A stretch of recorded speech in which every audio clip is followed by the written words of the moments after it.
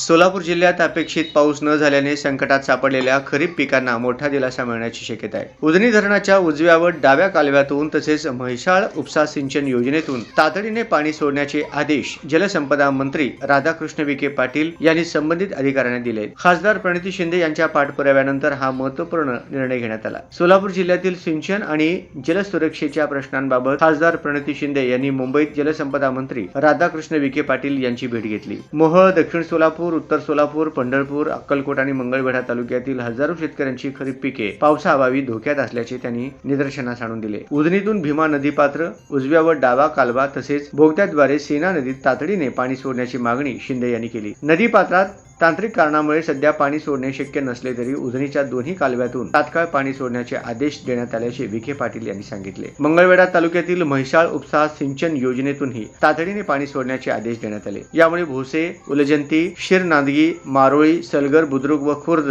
लवंगी, येळगी, Soddy, शिवणगी, आजबेवाडी आदी दुष्काळी भागातील गावांना दिलासा मिळणार आहे. सोलापूर जिल्ह्यातील भीमा नदीवरील विद्यमान बंधाऱ्यांचे आधुनिक बॅरेजमध्ये रूपांतर करण्याच्या मागणीवरही जलसंपदा मंत्र्यांनी सकारात्मक भूमिका घेतली. सर्व बंधाऱ्यांचे तातडीने सविस्तर सर्वेक्षण करण्यात येणार असून त्यासाठी सुमारे 150 कोटी रुपयांचा निधी उपलब्ध करून दिला जाणार असल्याचे सांगण्यात आले. सर्वेक्षणानंतर बॅरेज उभारण्यासाठी राज्य शासन आवश्यक निधी देणार असल्याचे आश्वासनही देण्यात आले. पंढरपूर तालुक्यातील तारापूर येथे भीमा नदीवर नवीन बंधारा उभारण्याच्या मागणीची दखल घेत जलसंपदा विभागाच्या मुख्य अभियंत्यांना आवश्यक कार्यवाहीचे आदेश देण्यात आले. या बंधाऱ्यामुळे तारापूर, फुलचिंचोळी, सुस्ते, मंगळवाडी, चळे, आंबे, बिटरगावसह परिसरातील गावांची सिंचन क्षमता वाढण्यास मदत होणार आहे. जलसंपदा विभागाचे मुख्य अभियंता कार्यालय पुण्याहून सोलापुरात स्थलांतरित करण्याचे आदेशही देण्यात आले. 24 जुलै रोजी सोलापुरात या कार्यालयाचे उद्घाटन होणार असल्याची माहिती जलसंपदा मंत्री राधाकृष्ण विखे पाटील यांनी दिली. शेतकरी आणि सर्वसामान्यांच्या पाणी प्रश्नाला सर्वोच्च प्राधान्य देऊन सोलापूर जिल्ह्याच्या दीर्घकालीन